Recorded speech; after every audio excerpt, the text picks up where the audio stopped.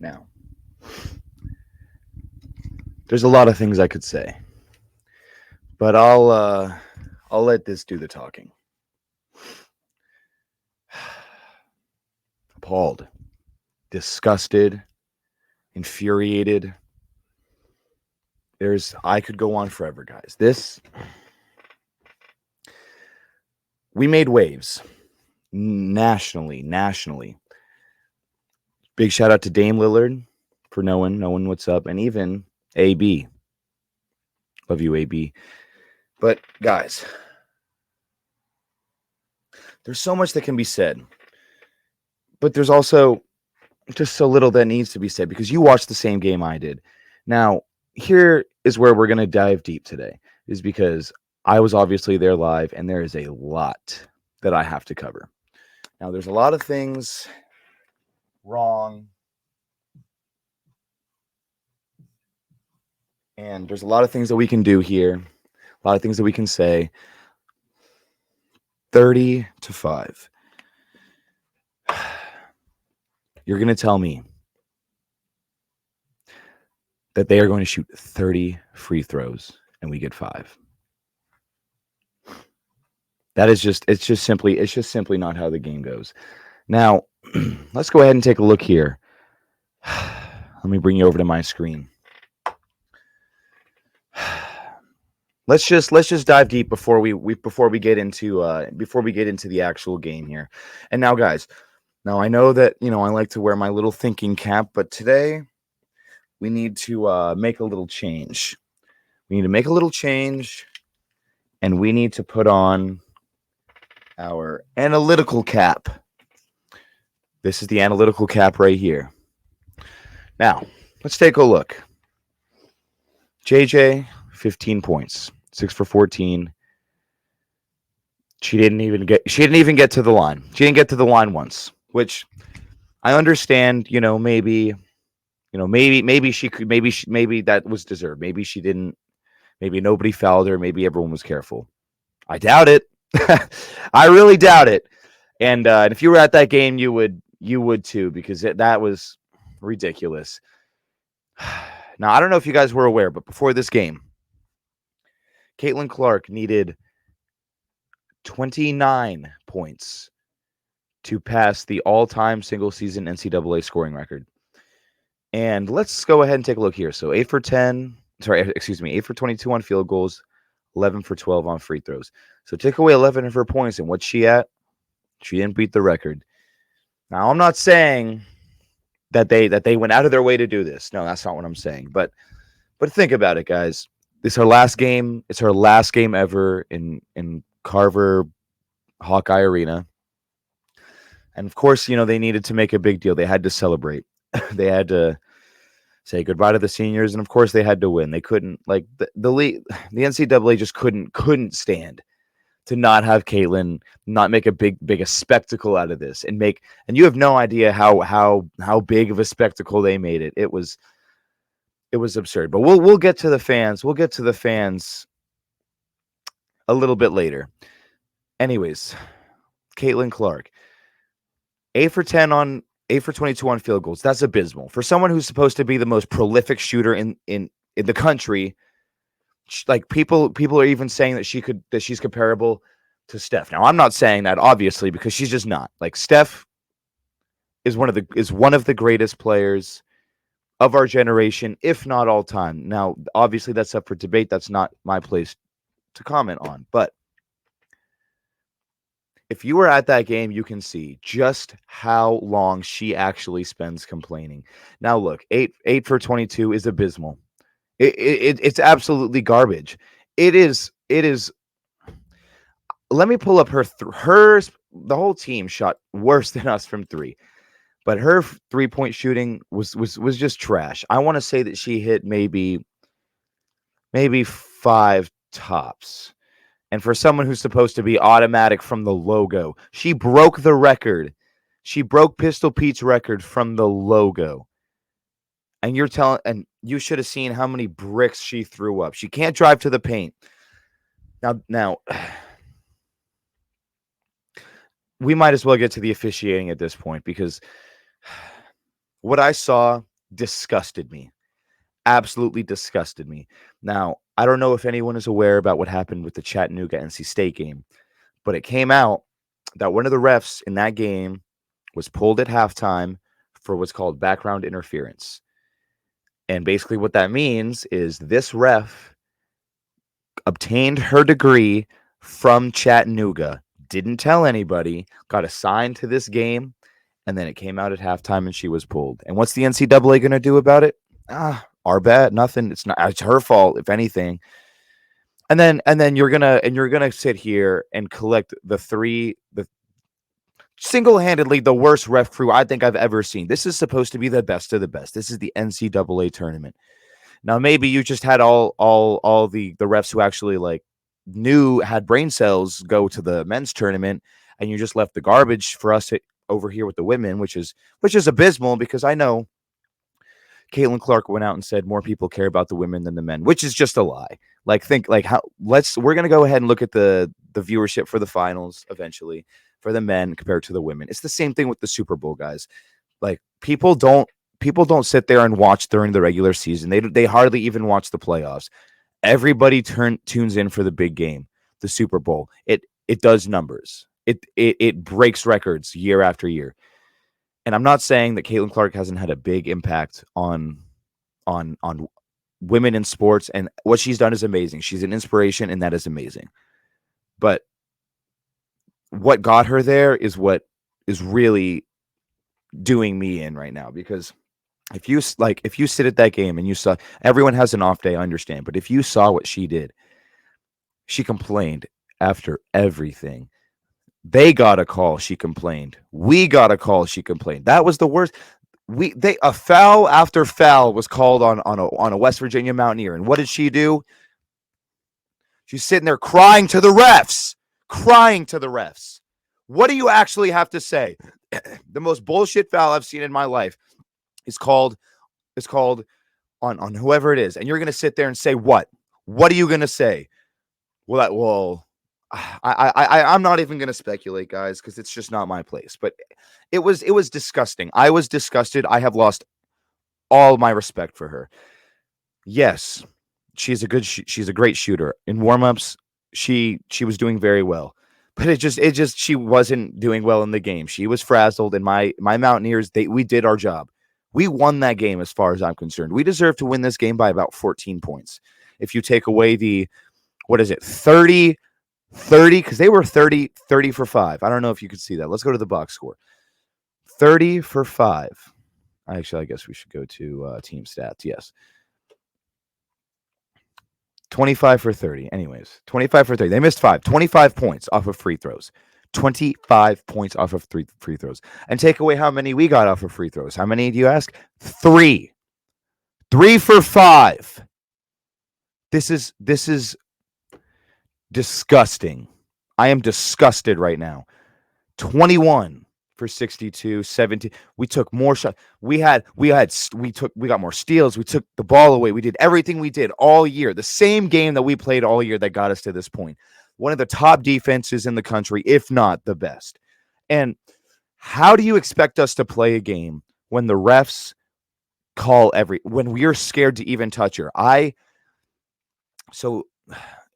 Unfortunately, guys, I can't pull up any recordings from the show because I did a little bit of research, and I want to be a little bit careful with my copyright claims and all that. So I won't pull up any official video from the game.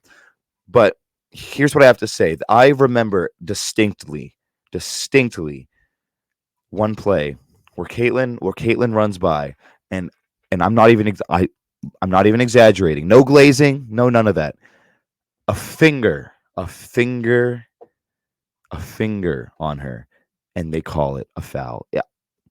That was what did it for me. That's when I realized, that's when I feel like we truly lost the game. And that was before we tied it up in the fourth. Speaking of the fourth quarter, guys, I don't know if you were aware of these stats. Let me go ahead and see if I can pull it up here in the box score or game or somewhere. But this entire fourth quarter right here, guys, do you want to know how many points they made off of field goals? A resounding 2. So how many points did they score in the fourth quarter, you ask? What is that, 16? Which means they had 14 points off of free throws in the fourth quarter. 2 points from field goals. I'm disgusted. I'm just disgusted, guys. Now, yes, we need to make our shots. If we shot better, we could have won the game. But realistically, like but there's such a mental side of this game, and you can't tell me that it has nothing to do with it. You can't just tell me that you can block out everything. Clearly, Kaiten couldn't block out everything because she started shooting poorly, and then as soon as she started shooting poorly, she lost her confidence and started completely bitching to the refs and got her way and won herself the game just with her fat mouth. And I just can't believe it. I can't believe it.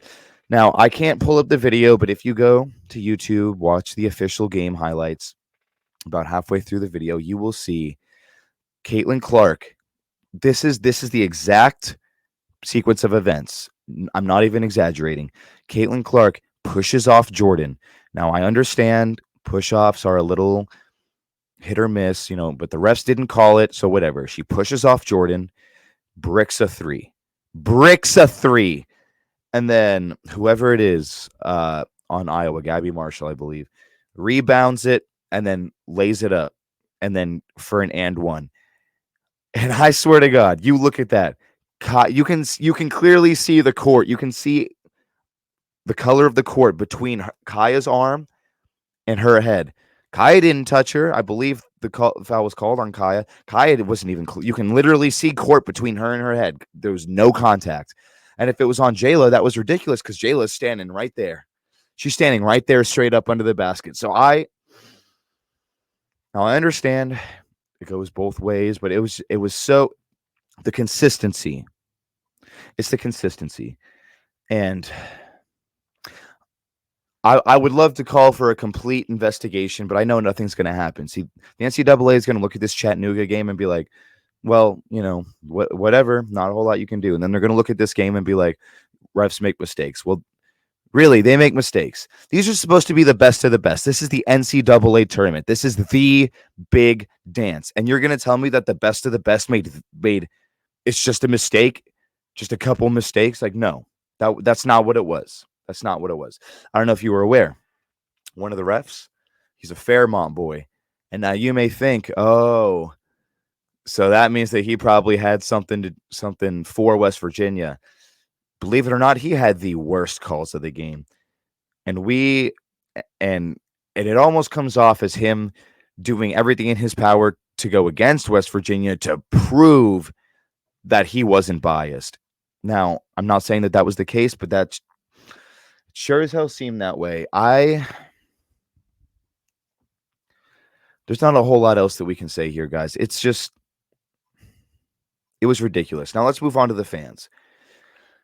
If I had to take a guess, at the average basketball IQ in that collective stadium, which was sold out, by the way, resale tickets were, I want to say, minimum 500, upwards of a couple thousand. It's just what I've heard. I got in the game already, so I didn't have to worry about that. But the average basketball IQ of the fans in that arena, according to my calculations, is probably about 2. The same number of points that they scored off field goals in the fourth quarter, coincidentally, because it's ridiculous. Because I don't think almost any of those fans have seen a single game of basketball before Caitlin Clark stepped foot on that court. And again, I don't want to discount the impact that she has had on young women everywhere. She is an inspiration, and I love that for women in sports. And I'm here to encourage that, and I'm a big supporter of women in sports. But when you treat when you treat her, and not only her, but her, because we came into this game expecting her to get that LeBron treatment, but when it's the entire Iowa team, that's when I start to have a problem. It again, I was appalled. Let's just leave it at that. Now the fans were ridiculous. Now, if you watch the game about towards the end of the first, maybe into the second. Now JJ goes up for a mid range, something like that, comes down, lands weird, and she's holding onto her knee. She hurt it a little bit, and it caused this whole. I mean, granted, the noise in the stadium kind of gave the refs a little bit of a hard time, so I understand that, but it caused a whole lot of confusion, and the refs had to stop the game, and it was a lot of confusion, and I could you not. There was an Iowa fan standing directly next to me, screaming, demanding that JJ get ejected from the game because she got injured. Now, take a moment for that to sit in, guys. Somebody gets injured, and instead of being respectful like you do at any sporting game, no matter what team they're on, and sitting down and being quiet and and then, giving them their applause when they get up and it turns out that they're fine. No, you're going to sit there and say, get her out of the game, eject. You have no idea how I felt sitting in that arena surrounded by literal morons. They have no idea what they're talking about. And they were worse. They were almost complaining more than Caitlin. Now, granted, they didn't, because no one complains more than Caitlin Clark. But these fans complained about everything. They complained that they didn't get calls when Caitlin pushed off Jordan. You can hear it in the video that the entire crowd complains that she didn't get a call. It's absurd. They have no idea how the game of basketball actually works.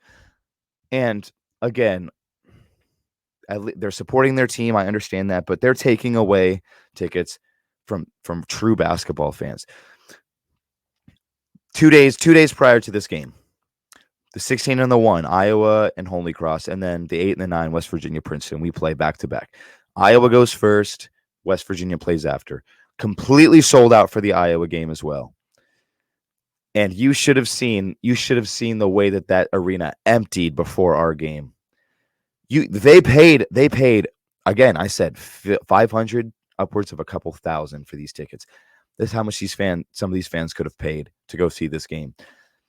And I love that they're supporting their team, and that's amazing. But you guys are gonna go pay all this money to watch two basketball games. If you really cared about the game, you would want to go see the team that you guys were playing, or at least if you actually enjoyed basketball, you would want to go watch more basketball. Because I spent the last week all day, every day watching NCAA, whether it's men's, women's, whatever's on, whatever the big game is, I'm watching it because I enjoy basketball. And these fans flocked out of the stadium. They could not care less about our game. I would say the attendance in that game, Princeton even had more fans than we did. And of course, we were louder. We won. We ended up we carried the school spirit. But there could not have been more than a couple hundred fans left compared to the 13,000 plus that were in that stadium for the Iowa game, and they all left. They don't care about basketball. They don't care about any of that. They just care about literal glazing. And I know, and I would know a thing or two about staying away from something like that, and just, because I try my best not to glaze, and I try, even though I'm a fan of the best team in the country and we have the best player in the country, I do my best every day to be subjective and not to glaze them. But these fans, they practically invented the word, guys. They practically invented the word. Now, there's not a whole lot else that we have to say here. I just want to say that I'm sorry to the fans. I'm sorry to the team, especially. No one deserves to be treated the way that they did during that game. It was disgusting. But I have so much respect for Mark Kellogg.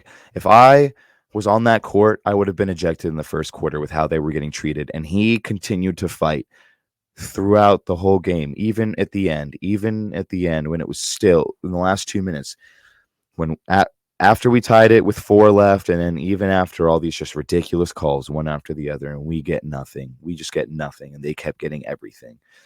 He kept his composure, and he did what he needed to do, and I have so much respect for him. And I have so much respect for the team, and I cannot wait to see what we do next year. And JJ, I really hope that when this crybaby is out of the league, you finally get your flowers.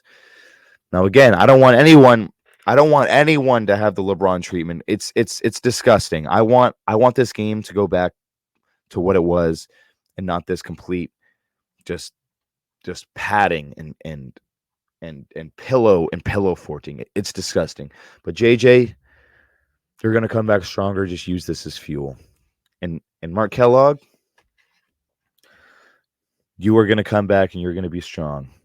And I'm looking forward to it. I am so looking forward to it. And now, as far as the future of this channel goes, just a couple of announcements. I'm going to plan a live stream here soon, within the next few days, actually. And I'm actually going to be designing my own shirt, my own anti-Caitlin Clark shirt. I'm starting a movement, guys. I am, in fact, starting a movement. We're going to go ahead and get rid of this, actually. I am committing right here, right now, to being the world's most logical Caitlin Clark fan. Now, I think guys know what that means. Caitlin Clark didn't think she had ops. I'd watch out. I'm going to be so analytical, so attentive. I am going to start a counter of every time she cries. I will watch every Caitlin Clark game, and I will make sure that the people know just how absurd this is and just how ridiculous this is. Now, again, the live stream will be making a shirt, so you guys can join me on that. Watch the creative process. You'll see how I make my graphics. I'm very proud, if you couldn't tell. I feel like I've been on top of my game. So yeah, I look forward to that. I'll be posting about it on the new Instagram channel, so be sure to follow that for the most up-to-date information. And you can if you need to contact me, you can go ahead and contact me there. DMs are open. And I look forward to seeing you guys soon. Big things coming. Things are going to start looking a little different around here. This was just going to be my last video, kind of with this setup here. I don't want to spoil too much, but the next big thing is going to be my men's basketball video. So take a look at that. And of course, the baseball season is starting. We're going to see if we can dip our toes into the water there. But yeah, big things coming. Keep an eye out. Follow the Instagram at @NoGlazeZone. And we're going to start bringing justice back to NCAA women's basketball. Justice for JJ, justice for Mark Kellogg, and just justice for the game. And hopefully I won't have to feel this way ever again. Thank you, guys. Let's go Mountaineers.